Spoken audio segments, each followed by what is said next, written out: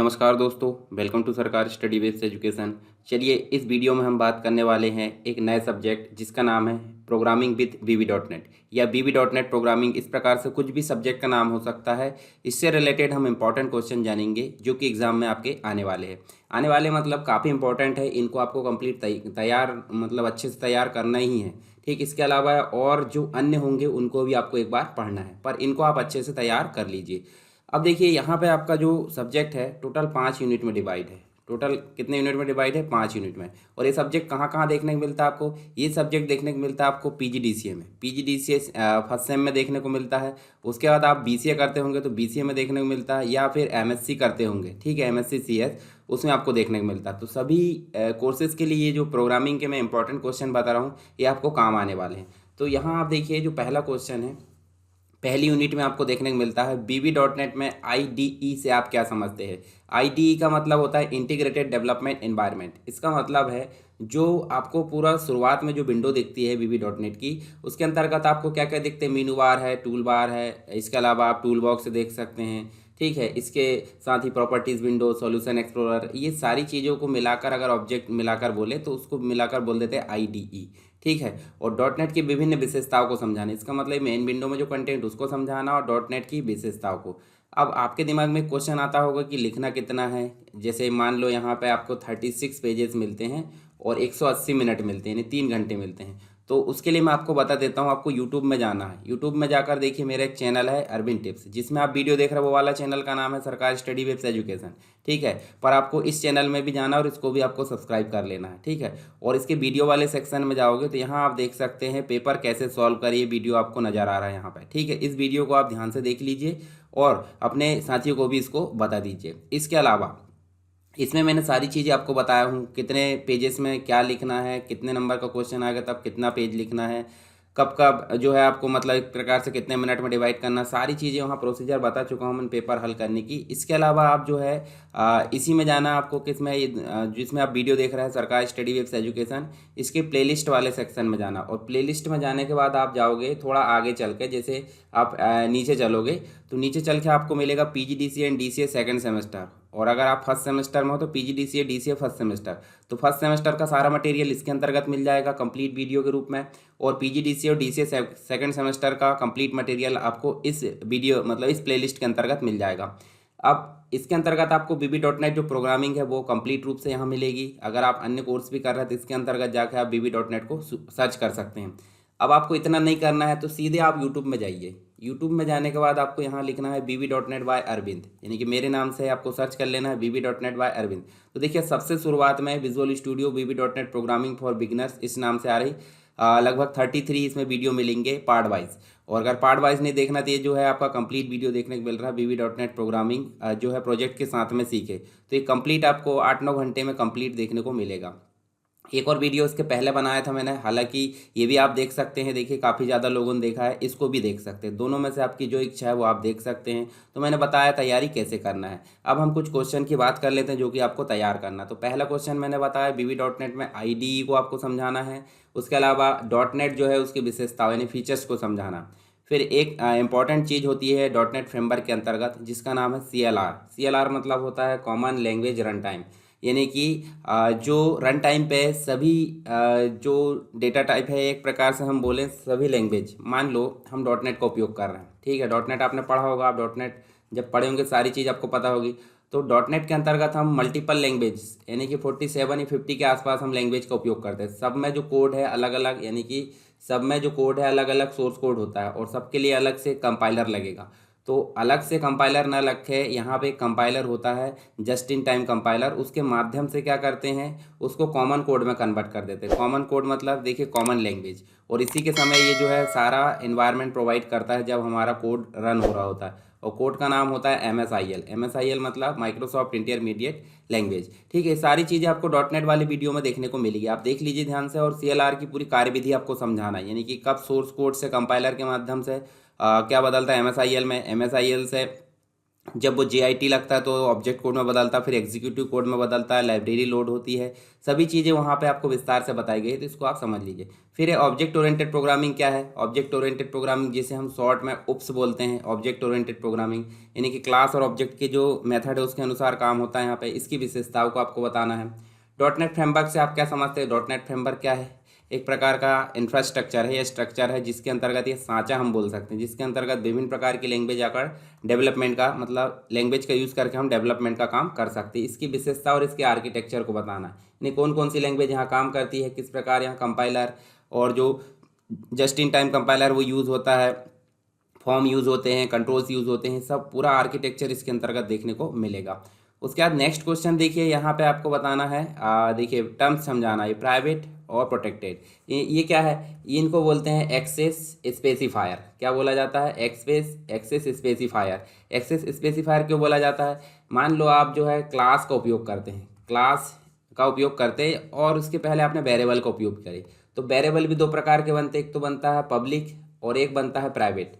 उसी प्रकार क्लास भी प्राइवेट भी बनती है, पब्लिक भी बनती है, प्रोटेक्टेड भी और फ्रेंड भी बनती है। ठीक है, तो इसमें से आपको प्राइवेट और प्रोटेक्टेड समझाना, जो कि एक्सेस स्पेसिफायर में आपको देखने को मिलता है। ठीक, इसके अलावा आउटपुट विंडो तथा ऑब्जेक्ट ब्राउजर विंडो को समझाना है। तो ये जो है आपका, अगर आप VB.NET की IDE को अच्छे से तैयार कर लेते हैं तो आपको ये दोनों चीज़ें आराम से बन जाएगी हल करते। इनकी विंडो भी बनाना है। डॉकिंग टैब क्या होता है, जनरल टैब क्या होता है, डॉकिंग टैब, हाँ ये जो है आपकी विंडो की सेटिंग के अंतर्गत आता है, इसको भी आप समझाना है। इवेंट ड्रिवन प्रोग्रामिंग क्या होती है, जैसे आपने देखा होगा, इसके अंतर्गत हम जो है प्रॉपर्टीज़ में काम करते हैं, उसके बाद हम जो है मेथड्स में काम करते हैं। ठीक है, इसके अलावा हम जो है इवेंट्स में काम करते हैं, इवेंट्स को बोलते हैं घटना। ठीक है, प्रॉपर्टीज़, मेथड्स, इवेंट्स, इन सब से मिलकर बनी प्रोग्रामिंग को बोलते हैं इवेंट ड्रिवन प्रोग्रामिंग। ज़्यादातर मुख्य रूप से फोकस होता है इवेंट के रूप में। ठीक है, दो मेथड को समझाना है और दो इवेंट को समझाना है। ठीक है, दो मेथड दो इवेंट को उदाहरण से ही समझाना। फिर नीचे लिखा है एडिटर टैब और फॉर्मेट टैब को समझाइए। सेटिंग होती है किसकी? VB.NET की। मतलब जब ऑप्शन में आप जाओगे टूल्स के अंतर्गत, तो ऑप्शन में पूरा एनवायरनमेंट की सेटिंग होती है, उसमें ही एक टैब होता है एडिटर टैब और एक होता है फॉर्मेट टैब। इन दोनों को आपको समझाना है। तो ये कुछ इंपॉर्टेंट क्वेश्चन मैंने बताया है फर्स्ट यूनिट के, इनको आप अच्छे से तैयार कर लीजिए। उसके बाद सेकेंड यूनिट में चलते हैं। अब आप ये कभी कभी हो सकता है कि फर्स्ट यूनिट के क्वेश्चन सेकेंड यूनिट में पूछे जा सकते हैं, सेकेंड के फर्स्ट में पूछे जा सकते हैं, तो ये हेर फेर हो सकता है, पर सिलेबस के अंदर से ही चीज़ें आपको देखने को मिलती है।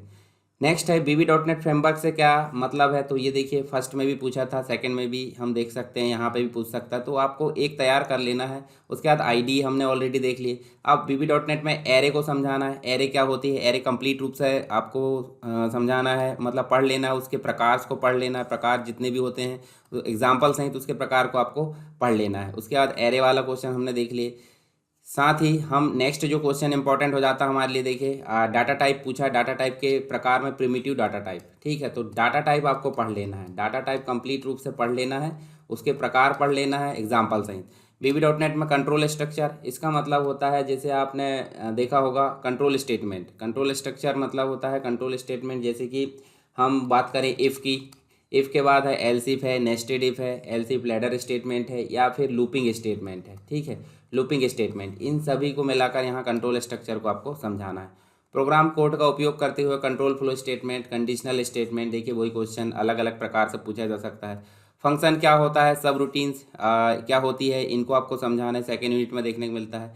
देखिए अलग से क्वेश्चन पूछा है, एक्सेस स्पेसिफायर का उपयोग क्यों करते हैं, प्राइवेट, प्रोटेक्टेड, फ्रेंड है और पब्लिक है, इनके सभी प्रकार को आपको समझाना है। तो ये सेकेंड यूनिट के कुछ इंपॉर्टेंट क्वेश्चन बताया मैंने। आप थर्ड यूनिट में चलते हैं।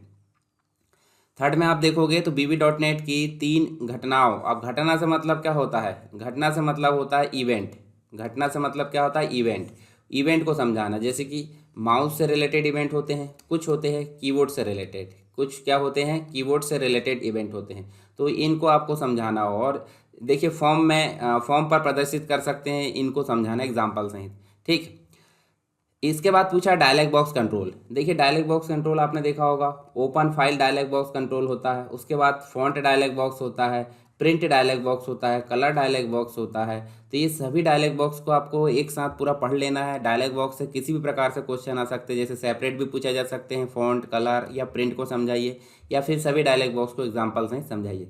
ये देखिए कंट्रोल्स होते हैं कि मतलब VB.NET में टाइमर कंट्रोल होता है, टेक्स्ट बॉक्स है, लेबल है, बहुत सारे कंट्रोल होते हैं, ठीक है, रेडियो बटन है, चेक बॉक्स है। तो इन सभी कंट्रोल को आप थोड़ा थोड़ा पढ़ लीजिए, साथ ही उनकी कुछ प्रॉपर्टीज़ पढ़ लीजिए, उनकी मेथड्स पढ़ लीजिए और उनके इवेंट्स पढ़ लीजिए, ठीक है, प्रॉपर्टी, मेथड और इवेंट सभी कंट्रोल के। तो उससे क्या होगा, अच्छा मैंने वीडियो में सारी चीज़ बताया, common events, common control, common properties क्या होती है, तो उनको आपको ध्यान से पढ़ लेना है। तो उससे क्या होगा, जितने भी कंट्रोल होंगे उनको आप कॉमन रूप से समझ सकते हैं। फिर लिस्ट व्यू और ट्री व्यू देखिए अलग से कंट्रोल है, तो 5-5 इसमें विशेषताएं लिखना है। Text box, rich text box, अगर कंट्रोल तैयार कर लेते तो ये सारे कंट्रोल वाले क्वेश्चन आपसे बन जाएंगे, जैसे बटन है, पैनल है। मैसेज बॉक्स, इनपुट बॉक्स अलग से हमने एग्जाम्पल के रूप में देखे। मैसेज MSG बॉक्स जो होता है वो शॉर्ट होता है, मैसेज बॉक्स है। और इनपुट बॉक्स जो होता है यूज़र से रन टाइम पे इनपुट लेने का काम करता है। इसके अलावा लिस्ट बॉक्स और कॉम्बो बॉक्स की बात करें तो ये भी कंट्रोल्स है, इनकी 5-5 विशेषताएं या इसकी प्रॉपर्टीज लिखना आपको। फिर यहाँ पे एक चीज़ पूछा है, MDI और HDI क्या होता है। MDI का मतलब होता है मल्टीपल डॉक्यूमेंट इंटरफेस। इसका मतलब जो मेन विंडो होती है, ये मेन विंडो मीनू दे दी है हमने सभी की, स्टूडेंट इन्फॉर्मेशन या फिर टीचर की इन्फॉर्मेशन, क्लास की इन्फॉर्मेशन, सभी को हम यहाँ से एक्सेस कर सकते हैं। तो जिस फॉर्म में मल्टीपल फॉर्म कनेक्ट होते हैं उसे बोलते हैं MDI, मल्टीपल डॉक्यूमेंट इंटरफेस। और सिंगल डॉक्यूमेंट इंटरफेस मतलब जैसे स्टूडेंट को हमने क्लिक करे तो स्टूडेंट का फॉर्म अलग से खुल रहा है, तो इसके अंतर्गत हम स्टूडेंट की जानकारी भर पा रहे हैं, तो ये सिंगल डॉक्यूमेंट कहलाएगा। कौन सा, स्टूडेंट वाला, जहाँ पे सारा मीनू वगैरह सब चीज़ होती है उसे बोलते हैं MDI, मल्टीपल डॉक्यूमेंट इंटरफेस। मैंने प्रोजेक्ट बनाना बताया उसमें, तो आपको MDI और HDI वहाँ पर समझ में आ जाएगा। कुछ कंट्रोल और पूछा है, जैसे रेडियो बटन है, स्क्रॉल बार है और डायलॉग बॉक्स है। ये 3rd यूनिट के कुछ इंपॉर्टेंट क्वेश्चन हमने देखे। अब बात करते हैं हम 4th यूनिट की। तो 4th यूनिट में भी देखिए निम्नलिखित गुणों और प्रविधियों को समझाइए। तो यहाँ देखिए लेवल जो है कंट्रोल के रूप में हम देख सकते हैं, इनके मतलब एक प्रकार से प्रॉपर्टीज समझाना है और मेथड समझाना। लेवल की प्रॉपर्टीज और इसकी मेथड, और बटन की भी प्रॉपर्टीज और मेथड। ठीक, कंट्रोल एक बार तैयार कर लीजिए प्रॉपर्टीज, मेथड और इवेंट के साथ में, तो आपको कंट्रोल के जितने भी क्वेश्चन आएंगे, जैसे टेक्स्ट बॉक्स और पिक्चर है ये भी बन जाएगा, चेक बॉक्स है, पिक्चर बॉक्स है, स्क्रॉल बार ये भी बन जाएगा आपसे। फिर OLE कंट्रोल क्या होता है, ऑब्जेक्ट लिंकिंग एम्बेडिंग, ये 4th यूनिट में हमने पढ़े हैं। मल्टीपल OLE ऑब्जेक्ट को हैंडल करने के लिए जो है कैसे किया जाता है, उदाहरण सहित इसको समझाना। इसी में आपको इनहेरिटेंस देखने को मिलता है। इनहेरिटेंस के बहुत सारे प्रकार है, जैसे सिंगल है, मल्टी लेवल है, मल्टीपल है। इसके अलावा आप देख सकते हैं हाइब्रिड है। ये सब अलग अलग प्रकार के इनहेरिटेंसेस को प्रोग्राम के माध्यम से आपको समझाना। इनहेरिटेंस के अंतर्गत ही आपको माई बेस क्लास और माई क्लास कीवर्ड ये इसको भी समझाना है, ठीक है। तो 4th यूनिट के कुछ इंपॉर्टेंट क्वेश्चन है। अब बात करते हैं 5th यूनिट की। तो 5th यूनिट में आपको देखने को मिलेगा डेटाबेस कनेक्टिविटी मुख्य रूप से। ये ओवरलोडिंग वगैरह 4th यूनिट के ही क्वेश्चन आ सकते हैं, 5th में भी आ सकते हैं। मल्टी लेवल इनहेरिटेंस क्या है, ओवरलोडिंग क्या है। ओवरलोडिंग मतलब एक क्लास या एक ऑब्जेक्ट अपनी क्षमता या एक मेथड अपनी क्षमता से अधिक काम करता है, उसे बोलते हैं ओवरलोडिंग, मेथड ओवरलोडिंग। फंक्शन की बात करें तो फंक्शन ओवरलोडिंग भी होता है। इसके अलावा डेटा बाउंड कंट्रोल क्या होता है, ये प्रोग्रामिंग के अंतर्गत data grid view. Data grid view मतलब डेटा बेस से डेटा को हमारे फॉर्म में दिखाने का काम करती है डेटा ग्रिड व्यू, उसी के अंतर्गत इसको समझाना है। कनेक्शन स्ट्रिंग हम बनाते हैं डेटाबेस से VB.NET में कनेक्टिविटी के लिए, सारे पैरामीटर इसको ADO.NET के संबंध में समझाना है। देखिए यहाँ पे आपको जो है कमांड को समझाना है ADO.NET के अंतर्गत, फील्ड को समझाना है, कलेक्शन क्या होता है, रिकॉर्ड सेट क्या होता है, कनेक्शन क्या होता है। ये सब चीज़ें हमने प्रैक्टिस के तौर पर करी है, आप छोटे छोटे एग्जाम्पल के फॉर्म में इनको समझा सकते हैं कोडिंग लिखकर। इसके साथ ही नेक्स्ट जो क्वेश्चन आपका इंपॉर्टेंट हो जाता है, ADO.NET में निम्नलिखित को कैसे किया जाए। जैसे डेटाबेस में डेटा को सेलेक्ट करना, यानी कि आपको सेलेक्ट कमांड चलाना पड़ेगा देखने के लिए। उसके बाद रो इंसर्ट करना, यानी कि इंसर्ट इनटू कमांड चलाना पड़ेगा। रो डिलीट करना, यानी डिलीट कमांड चलाना पड़ेगा। इसके अलावा अपडेट वाला भी आ सकता है। डेटाबेस से रिलेटेड कुछ भी क्वेश्चन आ सकते हैं। तो एक बार आप जो है यहाँ पे फिर से मैं बताता हूँ आपको। देखिए आपको यूट्यूब पे इस प्रकार सर्च करके VB.NET बाय अरविंद ये वीडियो कंप्लीट देख लेना है, या फिर नीचे जो सेपरेट दिख रहा है जो कंप्लीट है 9 घंटे में, उसको देख लेना। या फिर आप प्लेलिस्ट में चले जाओ, सरकारी स्टडी वेब्स एजुकेशन की प्लेलिस्ट में, और यहाँ 2nd सेमेस्टर वाले फोल्डर में जाकर जो प्लेलिस्ट है उसमें जाकर आपको सारी चीज़ें यहाँ मिल जाएगी। इंपॉर्टेंट क्वेश्चन भी फर्स्ट सेमेस्टर के लिए फर्स्ट में है। और आपको पेपर कैसे सॉल्व करना है, यहाँ जाना है अरविंद टिप्स वाला यूट्यूब चैनल में वीडियो में, और पेपर कैसे सॉल्व करें इस वीडियो को ध्यान से देखना है, और इस चैनल को जरूर सब्सक्राइब करना, अपने दोस्तों को भी बताना है। तो चलिए दोस्तों, वीडियो कैसा लगा ज़रूर बताइए। आपको कोई और हेल्प चाहिए, कोई सजेशन है तो आप मुझे कमेंट बॉक्स में बता सकते हैं। मिलते हैं नेक्स्ट वीडियो में, तब तक के लिए जय हिंद।